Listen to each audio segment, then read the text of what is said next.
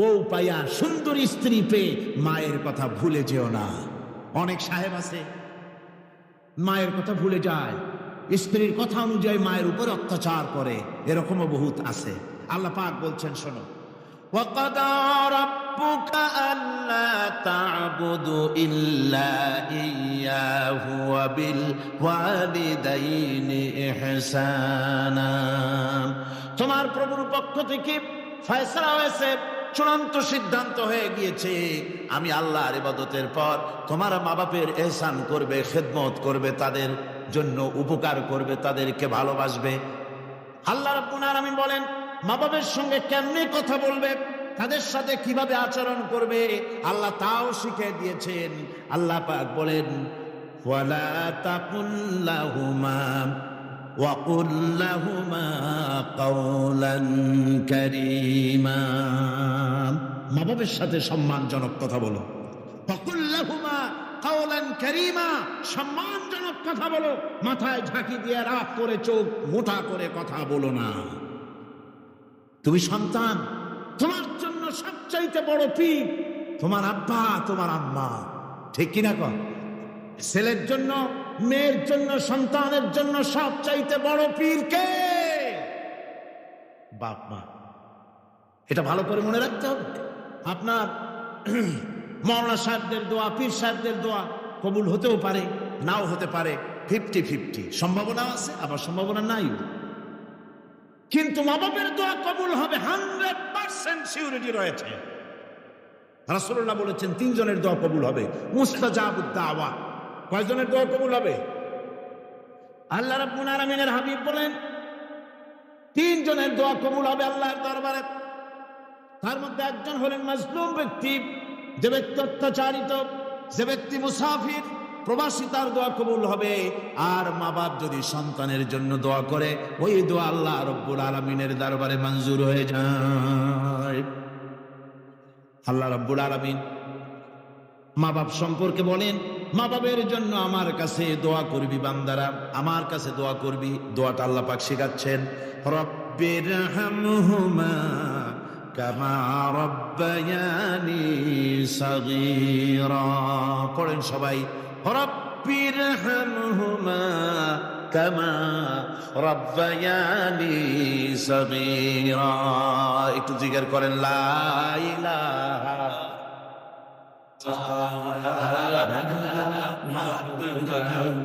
লা ইলাহা ইল্লাল্লাহ, লা ইলাহা ইল্লাল্লাহ, লা ইলাহা ইল্লাল্লাহ, লা ইলাহা ইল্লাল্লাহ মুহাম্মাদুর রাসূলুল্লাহ।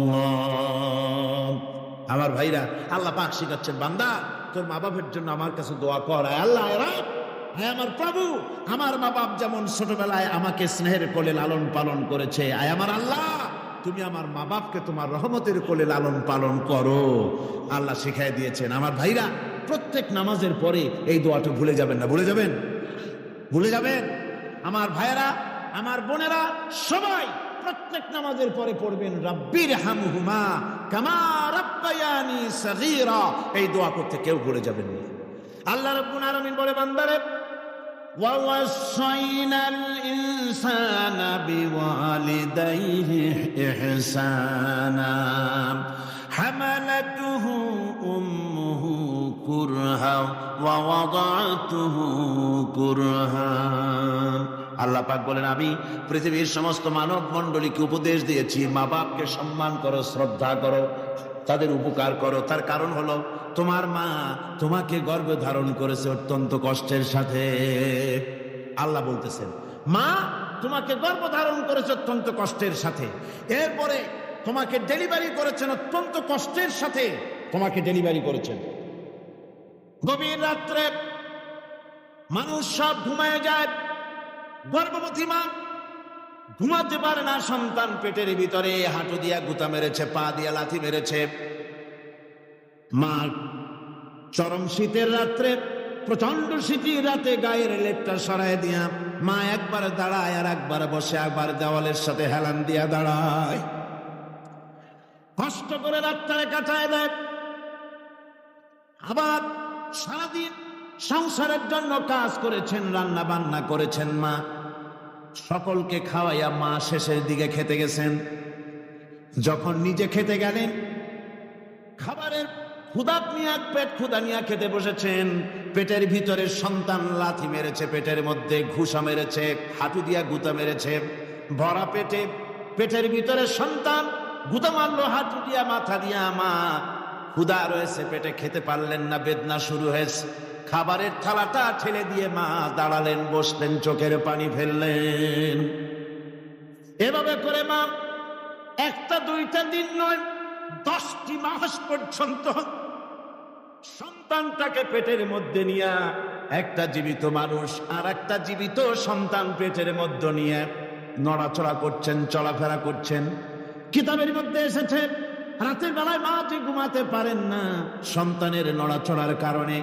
রাতভর ইবাদত করলে যত সওয়াব পাওয়া যেত, আল্লাহ ওই সওয়াব মায়ের আমলনামায় লিখে দেন। সন্তান পেটে থাকার কারণে খেতে পারে না, পেট ভরে ক্ষুধায় কষ্ট পায় মা।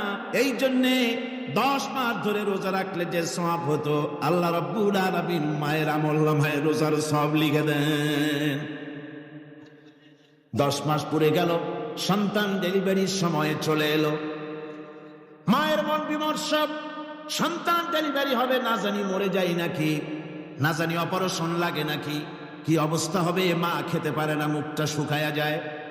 ডেলিভারির সময় যখন আসে, মা বাবার কাছ থেকে বিদায় নিয়ে যায়, স্বামীকে একান্তে গোপনে ডেকে নিয়ে বলে, প্রাণের স্বামী, দীর্ঘদিন একসঙ্গে ঘর কন্যা করেছি, অপরাধ হয়ে যেতে পারে, আমারে মাফ করে দিও। আমার মনে হয় এবার আমি আর বাঁচবো না। সংসার থাকলো, চাবি থাকলো, সব বুঝে নাও, আমারে মাফ করে দিও। মা চলে গেল সদিকা গৃহে, ক্লিনিকে চলে গেল, অপারেশন থিয়েটারে চলে গেল, অথবা ডেলিভারির জায়গায় চলে গেল। ডেলিভারি পেইন শুরু হয়ে গেল, বেদনা শুরু হয়ে গেল। এক একটা বেদনা যেন মায়ের এক একটা মৃত্যু যন্ত্রণা শুরু হয়ে যায়। এমন যন্ত্রণা, প্রসব বেদনা দুনিয়ার ভুক্তভোগী মা ছাড়া আর কেউ জানে না। এই চরম বেদনার ভেতর দিয়ে, চরম কষ্টের ভিতরে মা যখন একটা বাচ্চা প্রসব করলো, জিহাদের ময়দানের মতো মা রক্তাক্ত হয়ে গেলেন, সন্তান দুনিয়ায় এলো। মা তখন অস্থির থাকেন। এত বড় বিরাট কষ্টের ভিতরে আল্লাহ রাব্বুল আলামিন বলেন, সন্তান যখন ডেলিভারি হয়ে গেল, মায়ের মনের ভিতরে আমি তখন এই ফিলিংস, এই টেন্ডেন্সি জাগ্রত করে দিই, দেখ কি হয়েছে। মা তখন দেখতে চায় কি হয়েছে। মায়ের সামনে যখন এত কষ্টের, হৃদয় রিংড়ানো, কলিজার 32টি নারী ছেঁড়া যন্ত্রণার সন্তান যখন মায়ের চোখের সামনে আসে, আল্লাহ পাক বলেন, মা যখন তার ছেলের মুখের দিকে তাকায়, মেয়ের মুখের দিকে তাকায়, আল্লাহ বলেন 10 মাসের পেটে ধরা কষ্ট আর ডেলিভারির সব কষ্ট মায়ের মন থেকে মুছে ফেলে দেয়। আল্লাহ রাব্বুল আলামিন বলেন, খবরদার দুনিয়ার মানুষ, এমন মায়ের সাথে নাফরমানি করবি না। এ মায়ের সাথে নাফরমানি করবি, মাকে সম্মান করবি, মার কাছে দোয়া চাবি। দুনিয়ায় যদি সম্মান চাও, রিসেক্ট চাও, মায়ের পায়ে ধরে কাঁদো। মায়ের জাতি অনেক সম্মান পায়। রাসূল করিম সাল্লাল্লাহু আলাইহি সাল্লামকে প্রশ্ন করা হয়েছে, হুজুর খেদমত করবো কার? হুজুর কয় মায়ের। তারপরে কার? হুজুর কয় মায়ের। তারপরে কার? হুজুর বলেন মায়ের। তারপরে কার? তোমার পিতা। 3 গুণ। তোর মায়ের মর্যাদা 3 গুণ বেশি, তোর বাবার চাইতে মর্যাদা বেশি। সুবহানাল্লাহ পড়ে। আর আজকে ইসলামের শত্রুরা তারা বলে যে ইসলাম নারীর অধিকার আদায় করে না। নারীর অধিকার ইসলাম দেয় নাই তো কে দিয়েছে? আমার বন্ধুগণ, বিশ্ব নবী জনাব মুহাম্মদ রাসূলুল্লাহ সাল্লাল্লাহু আলাইহি ওয়াসাল্লাম মসজিদে নববীর ভিতরে বসে আছেন। এক বৃদ্ধা মহিলা মসজিদের মধ্যে প্রবেশ করলেন। হুজুর বৃদ্ধাকে দেখে দাঁড়ায় গেলেন, বিশ্ব নবী বুড়ি মেয়ে লোককে দেখে দাঁড়ায় গেলেন। আল্লাহর নবী বুড়িকে দেখে দাঁড়ালেন, বুড়ি যখন কাছে এলেন, আল্লাহর নবী নিজের গায়ের চাদর বুড়ির জন্য বিছায়া দিলেন। বুড়ি বসলেন। এরপরে কথাবার্তা সারার পর বুড়ি যখন বিদায় হবেন, হুজুর আবার দাঁড়ালেন। বুড়ি মহিলা চলে গেলেন। সাহাবায়ে কেরাম বলেন, ইয়া রাসূলুল্লাহ, কিছুই বুঝলাম না, একজন বৃদ্ধা মহিলার জন্য বিশ্বনবী দাঁড়ান আর গায়ের চাদর বিছান, আমরা বড় আশ্চর্য হয়ে গেলাম। নবীজি বলেন, ও আমার সাহাবীরা, তোমরা জানো না এই মহিলাকে চিনতে পারো নাই? আমি আমার মায়ের দুধ আমার জীবনে কিসমতে তেমন হয় নাই, আমি আমার মায়ের দুধ তেমন কিসমতে পাই নাই।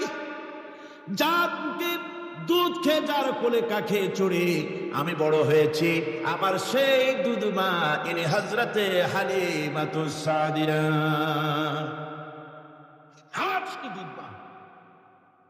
রাসূলুল্লাহ নিজে সম্মান দিয়েছেন মায়ের।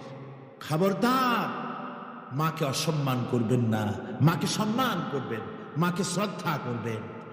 আমার বন্ধুগণ, আলেম ওলামা পীর বুজুর্গদের জন্য হাদিয়া তো দেন আপনারা, কোনো নিষেধ নাই, দেন।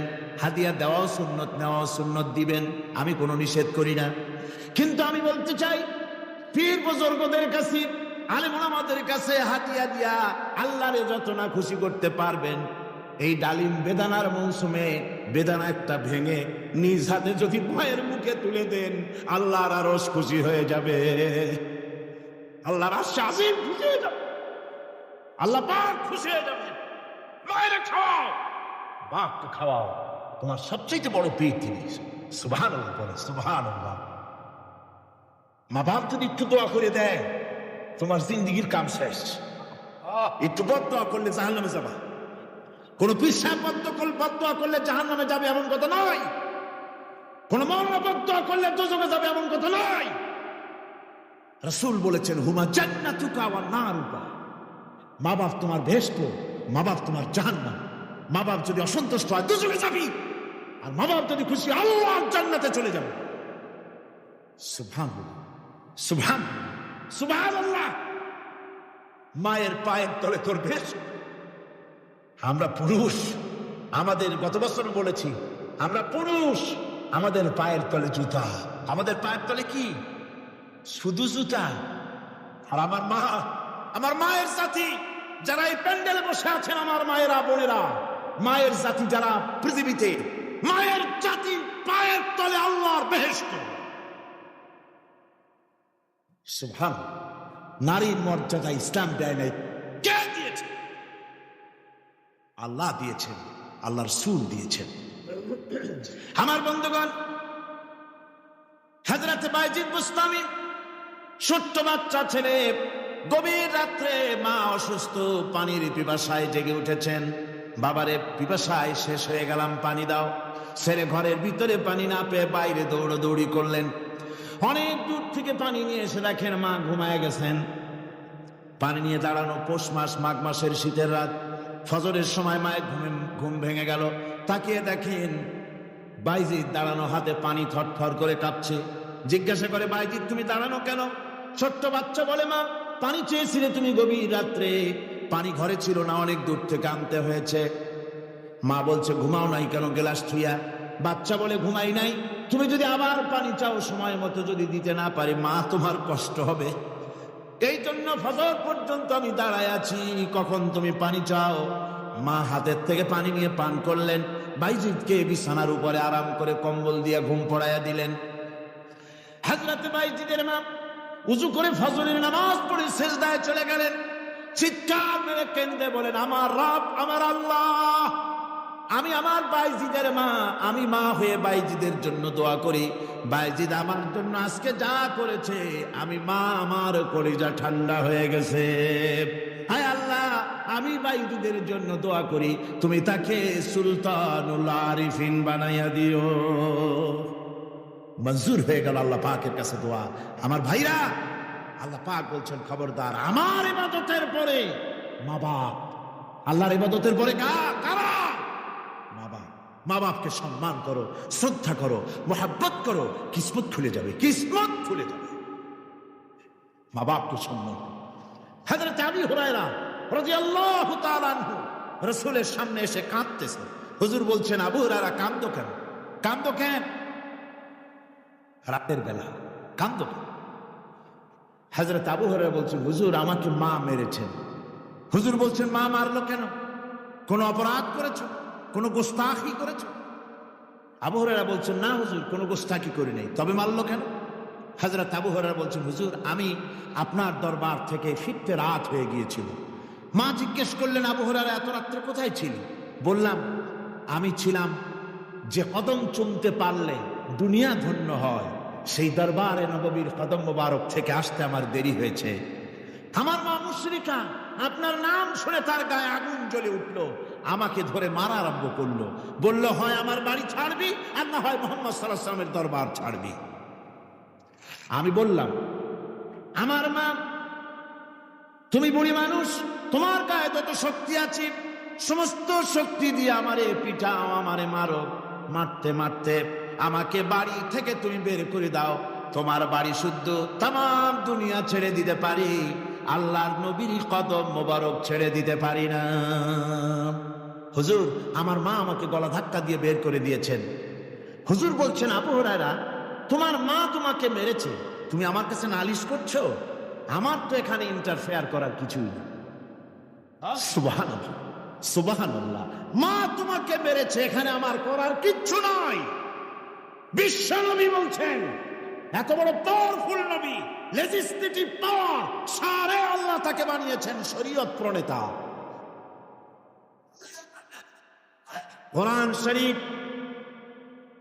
কোরআন শরীফে শুধু হালাল ও হারামের,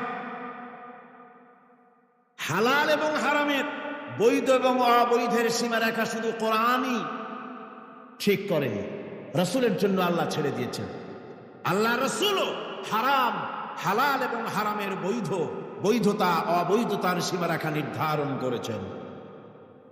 এত বড় ক্ষমতা তার, এত বড় পাওয়ারফুল বিশ্বনবী, তিনি বলছেন, মা মেরেছে, আমার করার কিছু নাই। চিন্তা করেন কত বড় কথা, এ কথার লোট কত। হযরত আবু হুরায়রা বলেন, ইয়া রাসূলুল্লাহ, মা মাকে মেরেছেন, আমি আল্লাহর নবীর কাছে মায়ের বিরুদ্ধে নালিশ করতে আসি নাই। বললেন, কেন এসেছো? হযরত আবু হুরায়রা বলেন, হুজুর এসেছি একটা কারণে, আমি জানি আল্লাহ নবী যদি আল্লাহর দরবারে হাত উঠায়া কোনো জিনিস বলে, আল্লাহ রাব্বুল আলামিন সঙ্গে সঙ্গে মঞ্জুর করে নেন। হুজুর আমি এসেছি, মেহেরবানি করে দোয়া করুন আমার মাকে যেন আল্লাহ হেদায়েত নসিব করে দেন। আল্লাহ নবী হাত উঁচু করে বললেন, আল্লাহুম্মা হিদি উম্মা আবি হুরায়রা, আয় আল্লাহ আমি দোয়া করি আবু হুরায়রার মাকে তুমি হেদায়েত নসিব করে দাও। রাসূলুল্লাহ দোয়া করছেন আর আবু হুরায়রা সমানে দৌড়াচ্ছেন। তিনি দৌড়াচ্ছেন, পেছন থেকে কয়েকজনে আবু হুরায়রার জামা টেনে ধরেছে, দৌড়। তাদের জানা আবু হুরায়রা খুব ভদ্রলোক মানুষ, কোন ঝড় ঝামেলার মধ্যে থাকে না, রাগ সাগ করে না, চিৎকার মারে না, দৌড় মারে না, এত ভদ্র শরীর, দৌড়ায় কেন? না জানি কোন বিপদ বুঝি ঘটে গেছে। পিছন থেকে জামা টেনে ধরে বলে, দৌড়াও কেন? হযরত আবু হুরায়রা জামা সাহাবীর হাত থেকে ছিনায় নিয়ে বলেন, জামা ছেড়ে দাও, আমাকে দৌড়াতে দাও, আমি দৌড়াইয়া বাড়ি যেয়ে দেখতে চাই, আমি দৌড়াই আগে আমার বাড়ি পৌঁছতে পারলাম না, আমি যাওয়ার আগে আমার আল্লাহর নবীর দোয়া আমার বাড়ি পৌঁছে গেছে, আমি এইটা দেখতে চাই। হযরত আবু হুরায়রা বাড়িতে গিয়ে দরজা নক করলেন, ভেতর থেকে আওয়াজ এলো, কে? হযরত আবু হুরায়রা বলেন, মা আমি তোমার আবু হুরায়রা ফিরে এসেছি। মা বলছেন, বাবা অপেক্ষা করো, দরজা খুলতেছি। হযরত আবু হুরায়রা বলেন, মায়ের গলার আওয়াজের ভিতরে শিরকিয়াতের কর্কশতা পেলাম না, মায়ের গলার আওয়াজের ভিতরে তাওহীদের গন্ধ পেলাম। আমার মনে হলো নবীজির নিক্ষিপ্ত তীর তার নিশানায় পৌঁছে গেছে। কিছুক্ষণ পর মা আমার বেরিয়ে এলেন, মাথা থেকে চুলের থেকে, বুড়ি মানুষ, সাদা চুলের ভিতর থেকে পানি পড়তেছে। মা বলল, বাবারে তোমারে মারার পর আমি বড় অনুতপ্ত হয়েছি, অনুশোচনা করেছি, আমি গোসল করেছি, মনে মনে ভাবলাম আমার ছেলে তো কোনো খারাপ জায়গায় যায় নাই, কেন তারে মারলাম? আমি বড় লজ্জায় পড়েছি তোমারে মেরে। ও আমার আবু হুরায়রা, আমি গোসল করেছি, পবিত্র হয়ে গেছি, জলদি করে আমাকে নিয়ে চলো বিশ্ব নবী জনাবে মুহাম্মদুর রাসূলুল্লাহর দরবারে। হযরত আবু হুরায়রার মা ঘোষণা করলেন, আশহাদু আল্লা ইলাহা ইল্লাল্লাহু ওয়াহদাহু লা শারীকা লাহু ওয়া আশহাদু আন্না মুহাম্মাদান আবদুহু ওয়া রাসূলুহু। আমার ভাইরা, মা বাপ সবচেয়ে সম্মানের জিনিস। আল্লাহর ইবাদতের পরই মা বাপের খেদমত করতে হবে। আল্লাহ পাক বলছেন, বান্দারে দেখ, মায়ের পেট থেকে আনলাম, মায়ের বুকের মধ্যে মহব্বত পয়দা করলাম, এত মহব্বত দিলাম তোর উপরে, যে কোনো বিদেশে যান, যেখানে যান, বাড়িতে ফিরলে পরে সকলে, ছেলে মেয়ে ভাই বোন সবাই দেখবে সুটকেসে আমার জন্য আনছে কি। সবাই চিন্তা করবে আমার জন্য কি এনেছে। একমাত্র মা সন্তানের মুখের দিকে তাকাবে, কখন খাইছে সে। সুবহানাল্লাহ, সুবহানাল্লাহ। আমার বাসার মুখখানে শুকনা, তুই বুঝি আজকে কিছু খাইস নাই। বিদেশে যেসব সন্তান থাকে, মা কাটা কবুতরের মতো ছটফট করে। আমার ছোটবেলার কথা আমি দেখেছি। সরসিরা মাদ্রাসায় পড়তাম, আব্বা টাকা দিতেন মাদ্রাসায় যাওয়ার সময়, আবার মা আবার মুরগির ডিম বিক্রি করা, বিভিন্ন জিনিস বিক্রি করা বা বাজার করা পয়সা, উদ্বৃত্ত কিছু পয়সা আব্বার অজান্তে আমার হাতের মুঠার মধ্যে দিয়ে দিতেন। যখন মাদ্রাসার দিকে রওনা হয়েছি, পর্দার আড়াল থেকে, দরজা থেকে দেখতাম, যতক্ষণ তাকায় দেখতেছি চোখ থেকে পানি দরদর করে পড়তেছে। সুবহানাল্লাহ, মা কি জিনিস! আল্লাহ আল্লাহ আল্লাহ। বিদেশে যদি কারো সন্তান মারা যায়, সবার জানার আগে কবি বলতেছেন, বিদেশে বিরাজ্যে যার পুত্র মারা যায়, পশু পক্ষী না জানিতে আগে জানে মায়। মায়ের কই যার তারে টান লাগে যায়, মা বুঝতে পারে আমার সন্তানটা নাই। আহারে মা!